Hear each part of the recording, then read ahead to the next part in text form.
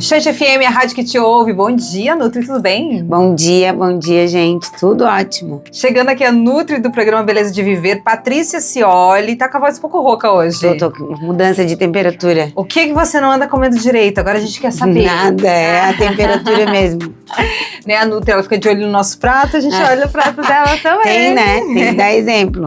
Tem que dar exemplo, exato. Não, mas a mudança de temperatura realmente, né, dá uma queda ali na imunidade. Pra quem tem rinite, então, pior ainda. Tá chegando o inverno, das tosses, pra quem tem filho pequeno, lascou, né? Tem que se preparar agora, né? Começar a se preparar pra mudança de temperatura mais drástica. Exatamente. Hoje a gente vai falar então aqui sobre o que realmente envelhece a pele, né? Porque os cuidados da pele, ele vem, não vem quando a pele já tá envelhecida. A ideia é a gente se preparar para conseguir envelhecer bem, né? Aham. Eu digo que a velhice, né, ou a terceira idade, a longevidade, é o resultado das escolhas do jovem, né? A gente vai botando os tijolinhos ao longo da estrada e vai colher os frutos depois dos 45, 50. Sim, depois dos 30 já. Já começa a aparecer algumas coisinhas, né? A gente já percebe algumas questões. Tem uns negócios que não levantam mais, e tu fica, ué, mas levantava, virou os 30, lascou. Mas é bom, vem a maturidade, né? Tem que ter um ganho, né? Um ganho. Tudo na vida a gente ganha de alguma forma. Exato. O que de fato faz a pele envelhecer? O tempo ou o que acontece dentro do corpo? São as duas coisas juntas, né, Ju? A gente tem que separar o envelhecimento cronológico, que é a passagem do tempo. Então, conforme os nossos anos vão avançando, nós vamos manifestar sinais nessa pele, e esses sinais não são só externos. A gente envelhece o sistema, então todo o corpo internamente, e isso vai repercutir na pele. Uma coisa que eu gosto sempre de lembrar é que a pele é periferia.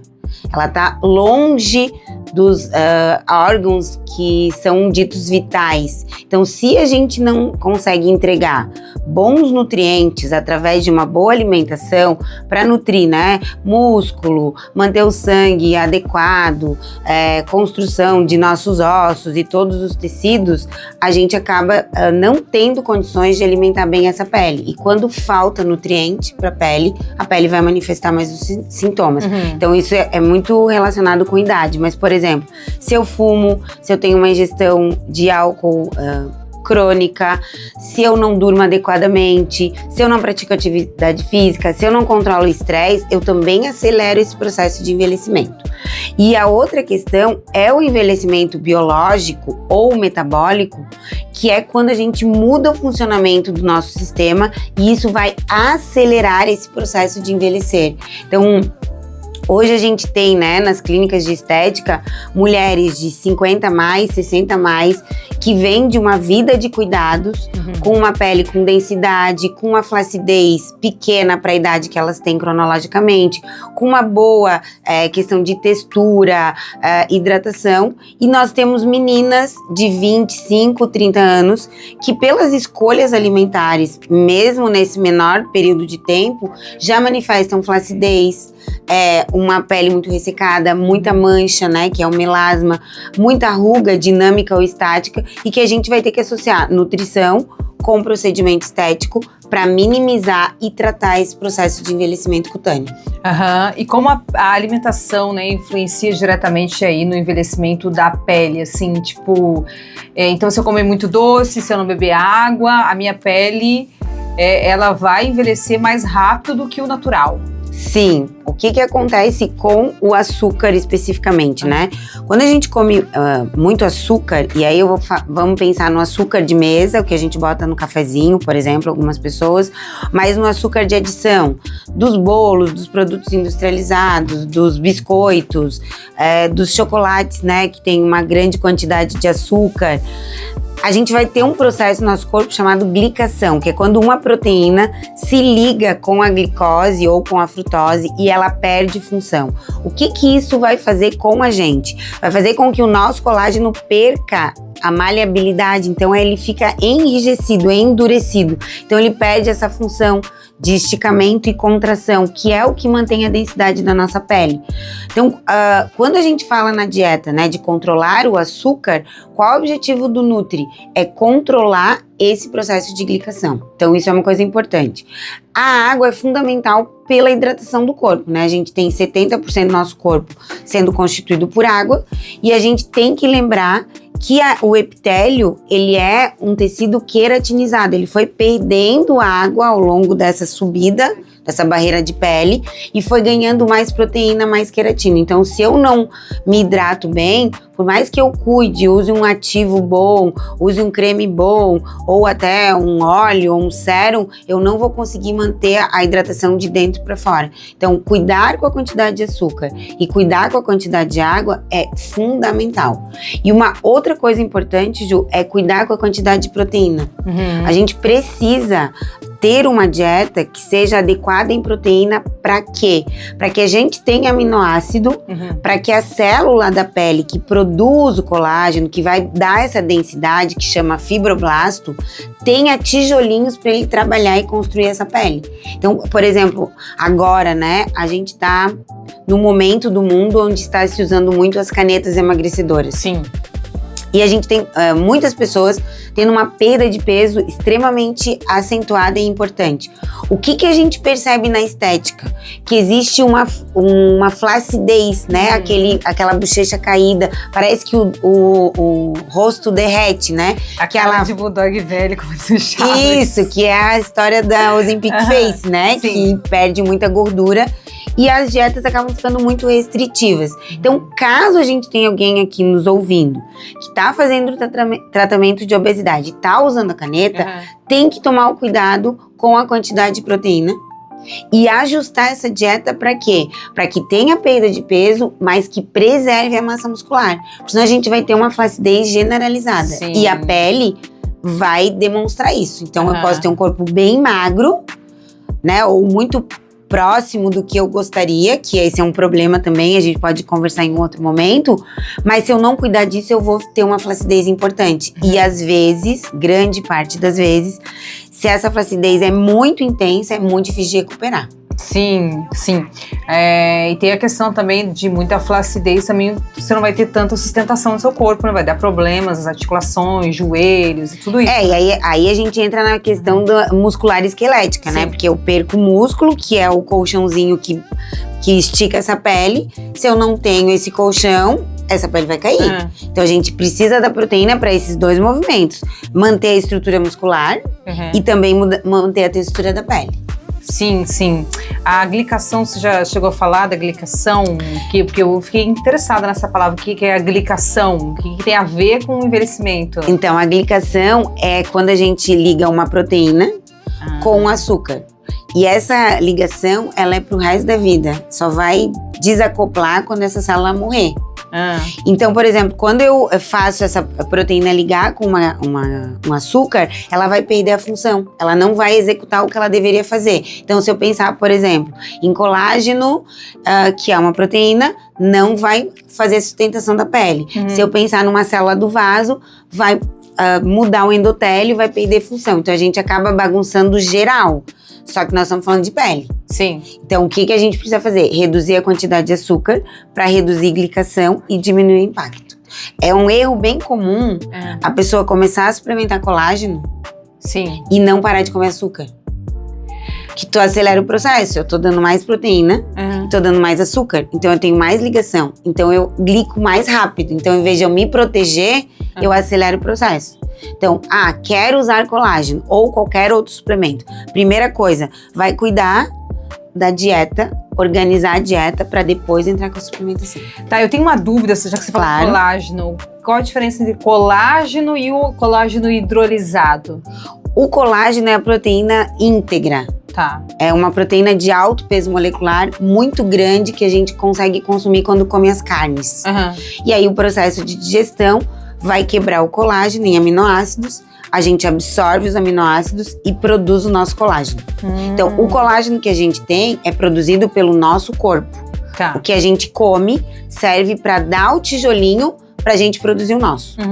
O colágeno hidrolisado é um processo enzimático onde eu quebro essa proteína gigante em moléculas menores e eu facilito o processo de absorção. Eu tenho menos trabalho para usar. E aí a indústria criou mais um, né? Que é o peptídeo de colágeno, que daí vai entregar pedacinhos muito menores e que acabam sendo mais eficientes. Então, por exemplo, se a gente pensar na suplementação do hidrolisado, a gente vai trabalhar em torno de 10 gramas no dia. Se a gente for para os peptídeos, a gente vai trabalhar com 2,5. Tá, esse peptídeo eu sei que tem nos produtos de beleza, né? Já comprei Grande parte dos que tem a relação com o envelhecimento tem os peptídeos de lá. colágeno. Já vi essa, agora eu não sabia que dá pra ingerir. Então é novo isso ou eu tô desatualizada? Não, a gente usa o colágeno, é um dos suplementos da beleza mais antigos que tem. A gente, né, muitas vezes confunde com a gelatina, né, em pó. Que não a tem nada a gelatina ver, em pó tem um pouquinho de proteína, mas não a quantidade do colágeno, né? E aí a gente dilui ele em água e toma, ou a gente, hoje, né, com a tecnologia que a gente tem, se usa algo que seja uma dose mais eficiente. Eu consigo consumir menos e ter um resultado mais eficaz. Mas, de novo, precisa corrigir a dieta. Sim, não adianta tomar colágeno e caneta emagrecedora e não beber água e não comer as coisas que a gente acabou de falar. E também vai corrigir duas coisas, na verdade, o açúcar e vai corrigir a proteína. Porque se eu suplemento colágeno hidrolisado, por exemplo, mas o meu aporte proteico não tá ideal, primeiro esse aminoácido vai ser usado porque o corpo considera vital. Sim. Depois vai chegar na pele. Entende? Então, às vezes, a pessoa erra nisso. Ela compra, faz um investimento numa boa suplementação, mas não cuidou do terreno. É tipo comprar a melhor semente e plantar no asfalto. Não vai dar certo. Sim, entendi. Tá.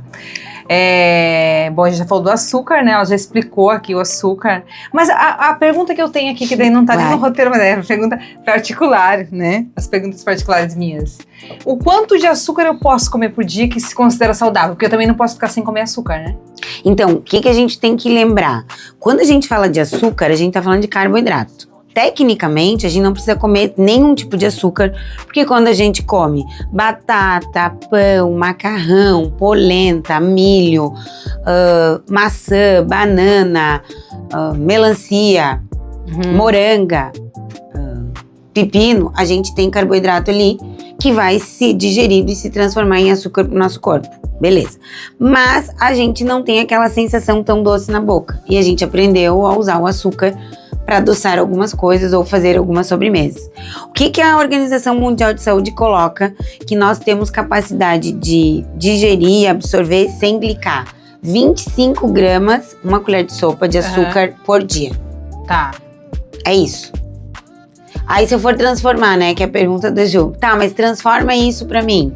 Se eu pensar em um achocolatado desse comum que tem açúcar, uma colher de sopa. Não vou falar o nome comercial, mas vocês já sabem qual é. Se eu transformar em uma doçura, por exemplo, doce de leite, uma colher de sobremesa. Não consigo comer uma colher só por dia. Mas é o que a pele dá conta de não glicar.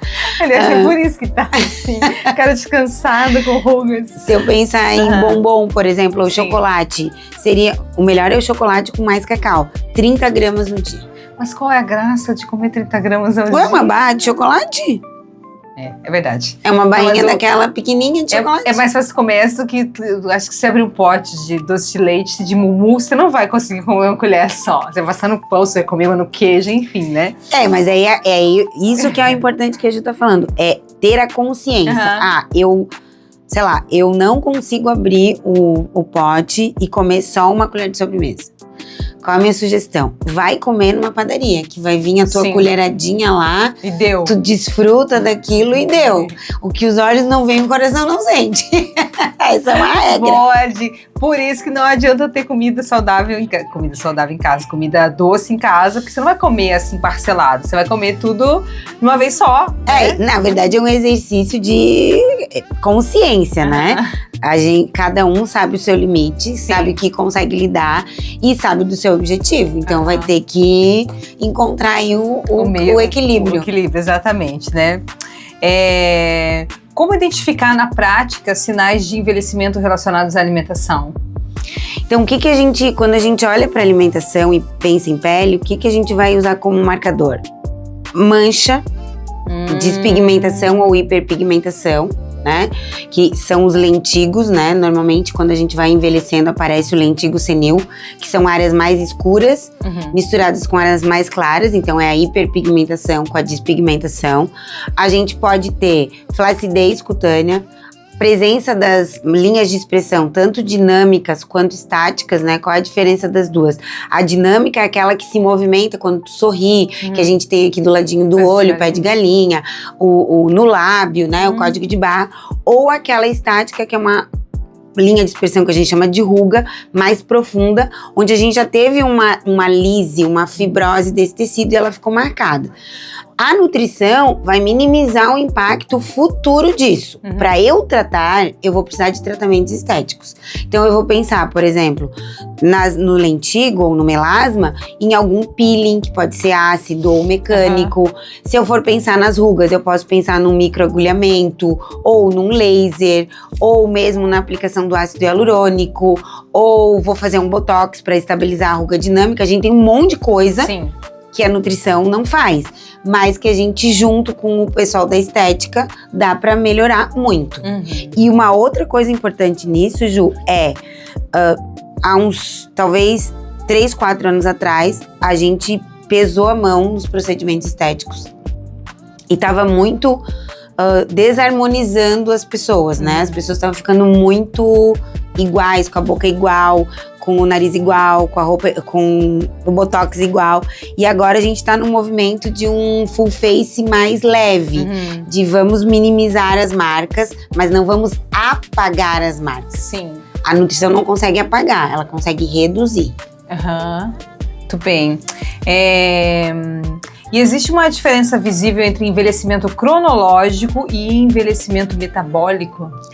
Existe quando tu faz a idade metabólica através de alguns testes. Então, por exemplo, tu pode ter mulheres que têm 50 mais, 60 mais, que os exames bioquímicos, idade óssea, massa muscular, quantidade de gordura, são melhores do que meninas de 25, 30 anos que têm um alto percentual de gordura, baixa quantidade muscular, parâmetros bioquímicos muito ruins. Então, a idade do corpo, metabolicamente falando, é mais velha do que os anos de vida que ela tem. E isso é um problema, tá? Mas isso tá tudo na alimentação, provavelmente. Na alimentação, no estilo de vida, né? De vida. Sono, estresse, alimentação, atividade física, relacionamentos, né? Tem um estudo enorme que saiu agora que mostra isso, né? A gente sempre falou de atividade física, sono, alimentação, mas tem um estudo agora que mostra que os relacionamentos são tão importantes quanto todos os aspectos para o envelhecimento. A própria maternidade sobrecarregada, eu acho que também traz um pouco de envelhecimento, né? A maternidade, ela é uma alteração do nosso relógio biológico, né? Sim. São muitas mudanças durante as 40 semanas de gestação. Não, e depois continua, né? Por um tempo, né? Isso, daí vem a amamentação, mais ou menos uns 2 anos. E aí depois vem o desgaste físico de criar filhos, né? Sim. E eu digo que na adolescência começa o desgaste mental, porque a gente para de correr atrás fisicamente e começa a ter que monitorar outros comportamentos. Sabe que eu descobri um cabelo branco na minha cabeça esses tempos. Eu quase morri do coração. Falei, como assim? Eu lembrei, eu sou mãe, então tá tudo bem. Estresse.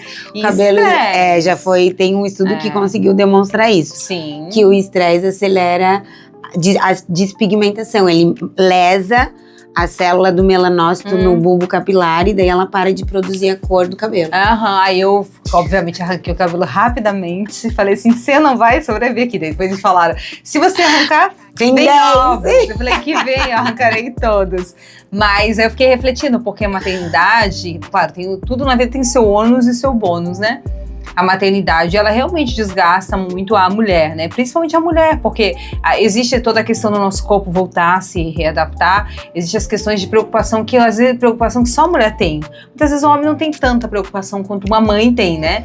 E toda a questão do trabalho, a tripla jornada, né? Isso, porque você...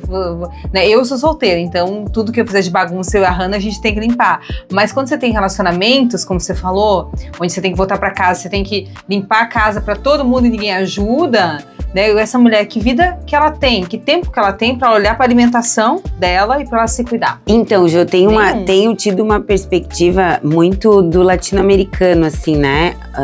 no Brasil, principalmente, a gente ainda tem muitas famílias que esse cuidado é centrado na mãe. Mas eu vejo uma luz no fim do túnel, que é a geração mais jovem, os pais mais novos agora, essa divisão compartilhada de atividades e tarefas. Porque mudou a forma com que a gente se relaciona com trabalho, com vida, com família, etc. Então, percebo que existe uma nova configuração se formando, sabe? Da divisão de tarefas, até porque, graças a Deus, né?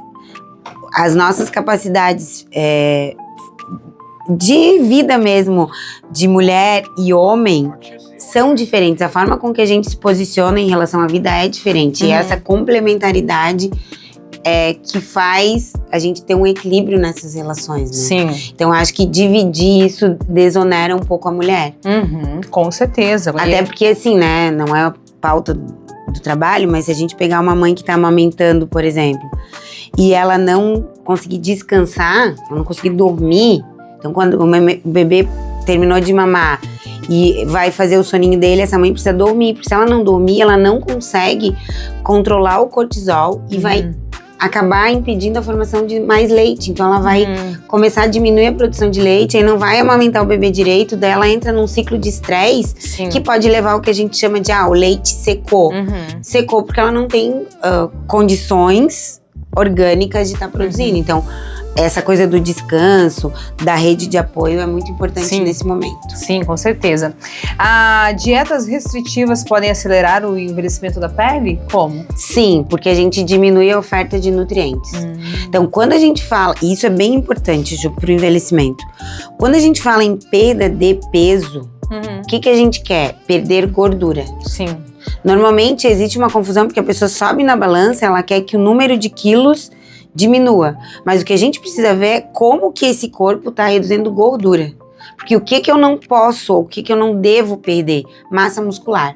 Toda vez que a gente perde massa muscular, que é proteína, a gente vai ter um abalo orgânico que vai acelerar o processo de envelhecer. Então a gente consegue mapear, por exemplo, uma boa condição de envelhecimento pela quantidade de massa muscular que o idoso tem. Quanto mais musculatura esse idoso tiver, melhor vai ser a qualidade de vida dele nos anos além dos 60, né? Então, por exemplo, quem tem uma musculatura forte nas pernas tem menos risco de ter doenças como demência, Alzheimer. Então, isso é uma coisa importante, a gente precisa manter. Então, se eu faço aquelas loucuras de antigamente, né? Dieta da sopa, dieta da lua, só come abacaxi, não coloca todos os nutrientes calculados de maneira adequada, eu vou ter um impacto. Claro que eu não percebo isso aos 20, 25, mas eu vou perceber isso aos 35, 40 anos. E se você tivesse que priorizar o que impacta mais a pele, açúcar, gordura, ultraprocessados?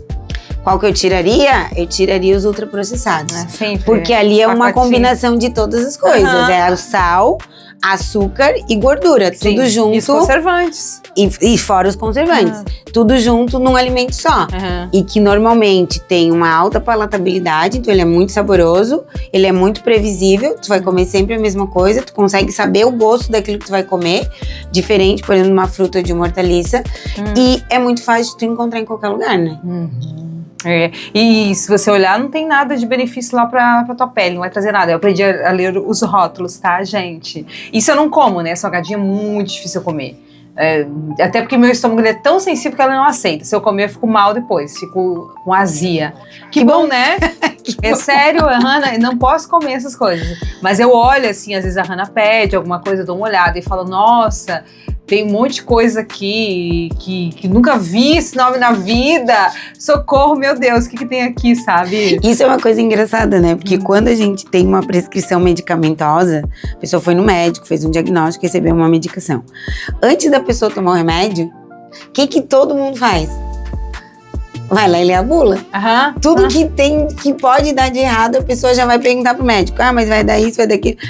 que a gente não faz isso com o rótulo dos alimentos, né? Ah, Se preguiça. eu lesse aquilo ali, eu ia dizer, não, mas o que isso pode dar de errado? Acho que eu não vou querer comer. Aham, é isso. Então tá, acho que é esse o programa de hoje, né, Nutri? A gente falou sobre bastante alimentos aqui, né? Pra você que está nos ouvindo na Chante, depois vai ficar os recortes disponível no Instagram, no YouTube, vai o programa inteiro pra lá, e também no Spotify, e os recortes aí no TikTok e no Instagram, né? Com dicas muito boas. Aliás, esses dias eu tava vendo que teve uma dica que eu tava vendo lá, que subiu, que era sobre a biotina, né? Biotina que tem no ovo, pro cabelo. Falei, nossa, que legal! Aí eu lembrei até que quando eu era pequena, às vezes eu passava clara de ovo no cabelo, né?